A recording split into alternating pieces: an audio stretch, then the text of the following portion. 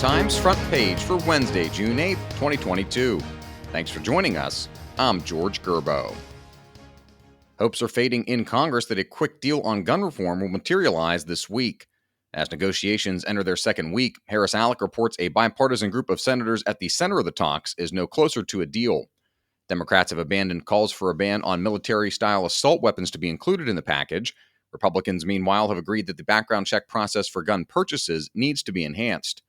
That's left lawmakers eyeing more money for school security, incentives for states to adopt red flag laws, and expanding the background check system to include youth felony records.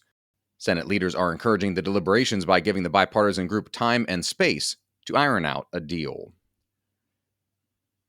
Russian military leaders are claiming a measure of success in their troubled invasion of Ukraine as a concentrated assault has steadily advanced in the long-disputed Donbas region. Dave Sands reports Russian Defense Minister Sergei Shoigu says that Russian troops now control virtually all of the far eastern Luhansk region, approximately 10,000 square miles. Although Ukrainian forces remain dug in and are expecting a major boost as U.S. and allied weaponry arrives in coming days, Russian President Vladimir Putin for now controls the land bridge across southern Ukraine linking separatist forces in the Donbas with Crimea. Putin forcibly annexed Crimea from Ukraine in 2014. For nearly a week, the Centers for Disease Control and Prevention recommended that travelers wear face masks because of the emerging threat of monkeypox.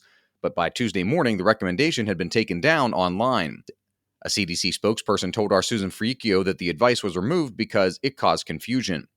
The CDC reported 31 monkeypox cases in 13 states as of June 6th. The agency elevated the threat from the virus to level 2, which is one step lower than an advisory to avoid non-essential travel.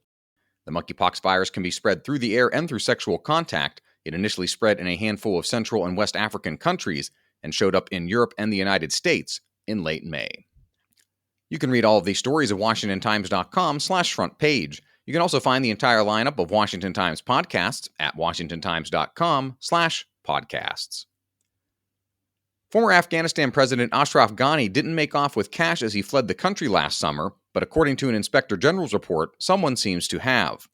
Stephen Dinan reports accusations that Ghani made off with $169 million in a helicopter can't be true, according to the Special Inspector General for Afghanistan Reconstruction in an interim report. That's simply due to the weight capacity of the helicopter that carried Ghani and the limited ability to conceal the money.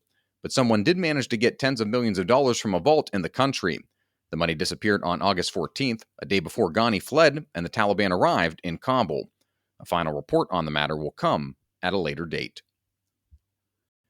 The Department of Homeland Security has issued a terror alert warning that anger over the U.S.-Mexico border or a looming Supreme Court decision on abortion rights could lead to violence.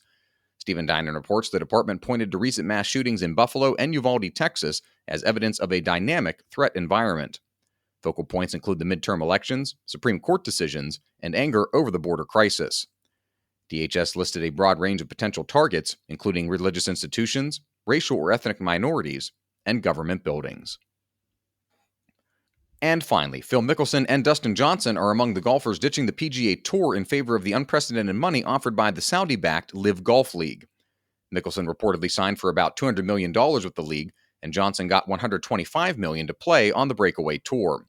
Jacob Meyer reports the purses for LIV events are about twice as lucrative as comparable PGA events. The opening tournament at the Centurion Club in the United Kingdom this weekend has a $25 million purse, with $4 million going to the winner and all 48 players taking home money. The fact that the money is coming from Saudi Arabia, with its restrictive policies toward women and noted human rights issues, hasn't dissuaded the first batch of golfers from jumping the PGA Tour ship. PGA Tour Commissioner Jay Monahan has threatened lifetime bans for defectors and told agents last week that golfers who play for LIV risk disciplinary action. Find all today's front page stories at WashingtonTimes.com/front page or on the Washington Times app, and find us wherever you get your podcasts. Just search Washington Times in your favorite podcast app. For the Washington Times, I'm George Gerbo.